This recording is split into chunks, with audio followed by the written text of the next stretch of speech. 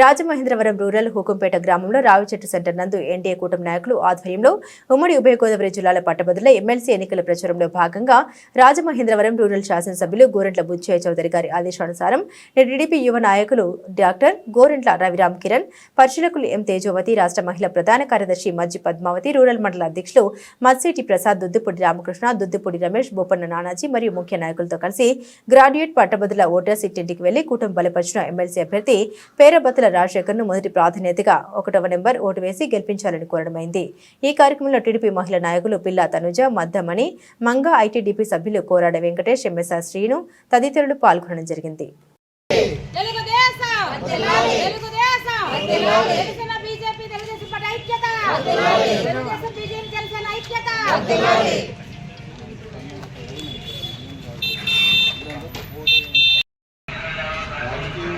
ప్రజాసేవ తెలుగుదేశం ఇదే కదా మన విషయం.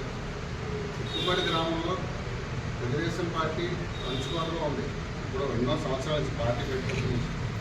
సో మనందరం గుర్తుపెట్టుకోవాల్సింది, పార్టీలో ఆ రోజున ఎన్టీఆర్ గారు పిలుపునివ్వడం, చాలామంది సమాజంలో మంచి వ్యక్తులు, ప్రజాదరణ ఉన్న వ్యక్తులు తెలుగుదేశం పార్టీ కండువా కప్పుకోవడం, ఆ కండువా కప్పుని వాళ్ళందరూ ప్రచారం చేయడం వల్లే ఇంత దృఢంగా ఇవాళ తెలుగుదేశం పార్టీ ఉంది.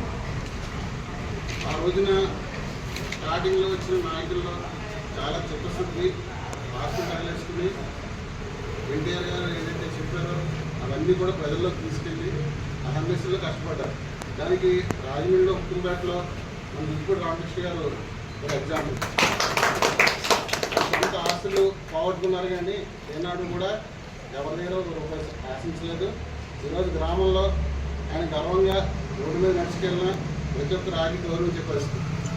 వాళ్ళ తెలుగుదేశం పార్టీ హుకుంపేట, రాజమండ్రి రోడ్లలో మనం ప్రతిపక్షంలో ఉన్నప్పుడు కూడా హుకుంపేట గ్రామంలో తెలుగుదేశం పార్టీని ఎవరు కూడా ఏమీ చేయలేని పరిస్థితి. అది కేవలం అందులో ముఖ్య పాత్ర పోషించారు రామకృష్ణ గారు.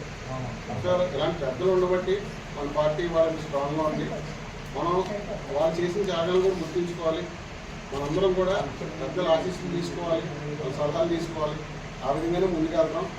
సో రామకృష్ణ గారికి చౌదరి గారు మంచి గుర్తింపు ఉంది, చాలా కష్టపడ్డారు.